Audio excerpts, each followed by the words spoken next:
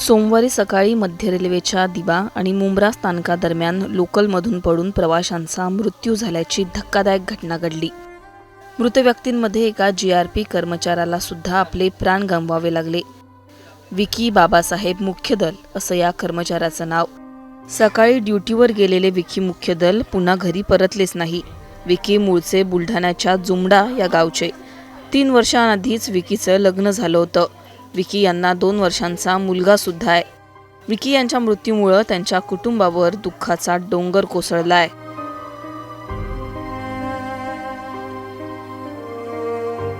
विकीच्या मृत्यूला रेल्वे प्रशासन जबाबदार असून विकी यांच्या कुटुंबाला सांभाळण्याची जबाबदारी रेल्वे प्रशासनाने घ्यावी अशी मागणी गावकऱ्यांनी केली आहे।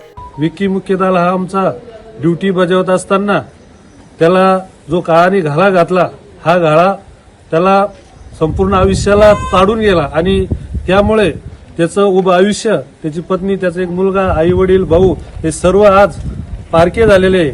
आणि याचा मी महाराष्ट्र शासन असेल किंवा केंद्र शासन असेल किंवा रेल्वे प्रशासन असेल यांना मागणी करतो की येणाऱ्या काळामध्ये आमच्या विकीचे घरचे असतील, आई वडील असतील, यांना सांभाळण्याची जबाबदारी रेल्वे प्रशासनाने घ्यावे व त्याच्या मुलाच्या शिक्षणाचा खर्च सुद्धा रेल्वे प्रशासनाने उचलावा।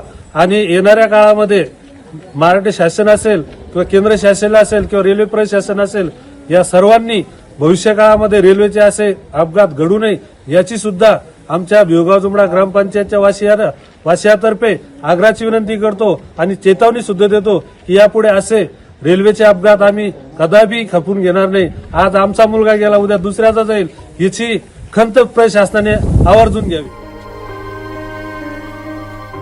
बुलढाण्याहून झाका खान, मुंबई तक।